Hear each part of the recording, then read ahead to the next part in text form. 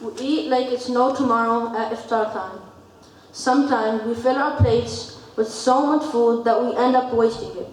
We waste it by throwing it away. That is an important point, my brothers and sisters. Do not waste food, especially in the month of Ramadan. It is something that hurts us the most. For sisters and my elders, when you make sahri and food is left over, do not throw it away. Save it for iftar. Keep it and don't save it. In your plate, put as much as you can eat, or as a matter of fact, put less than you can eat so it doesn't go to waste. So much food is wasted in Ramadan. It's actually unbelievable. And don't think, oh, I can afford more food, and this will not rot, so I'll just dispose it. Brother, what if Allah takes it away from you? For He is the one who has gave it to you. That food is cursing you when you throw it away like that. Learn to eat less in Ramadan. I mean, the purpose of Ramadan is to feel thirst and hunger. But what do? We end up overeating at iftar. We eat so much at iftar and sahri. Remember this hadith. The Prophet ﷺ said, just a morsel, and of Allah, a bit of food is sufficient for the son of Adam ﷺ, for his back to remain straight. And Rasulullah ﷺ said, if he has to eat more, then 1/3 should be for food, 1/3 should be for drinks, and 1/3 should be for breathing.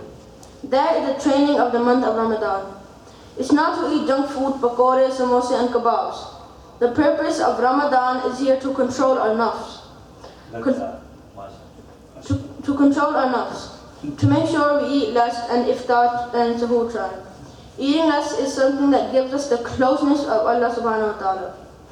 The hunger and the thirst is something that makes you see Allah subhanahu wa ta'ala. Remember that Babu Rayyan is for the hungry and the thirsty people. It defeats the purpose. What is the purpose? The point is to feel hungry and thirsty in Ramadan.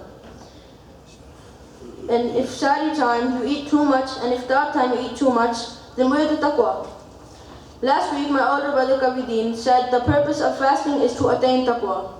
How will we attain taqwa when we keep stuffing ourselves with food? Another thing I must point out is, when you're not in the masjid and do iftar at sahri at home, eat together as a family. Eat together. It's that togetherness that creates the bond, and in the house is filled with nur. Eat together so that you may love one another.